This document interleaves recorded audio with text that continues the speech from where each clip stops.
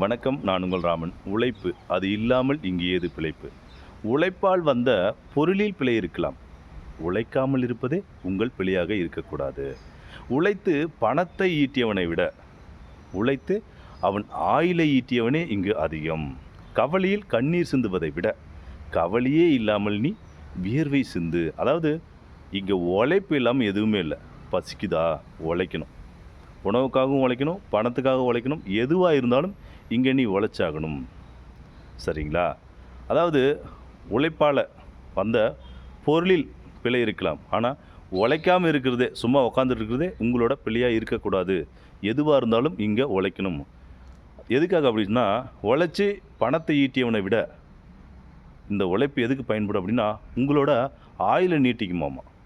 உங்களோட இறப்பு அப்படிங்கிறது நோய்வாய் இல்லாமல் இயற்கையாகவே உங்களுடைய மரணம் இருக்கும். அதுக்காகவே நீங்கள் உழைக்கணும். கவலையில் கண்ணீர் சிந்துவதை விட, அதாவது உனக்கு ஒரு கஷ்டம் அப்படின்னா கண்ணீர் சிந்துறதை விட, உனக்கு தேவையான பொருளுக்கோ அல்லது தேவையான பணத்துக்கோ கவலையே இல்லாமல் வியர்வை நீ சிந்து. அனைவருக்கும் உழவர் திருநாள் நல்வாழ்த்துக்கள்.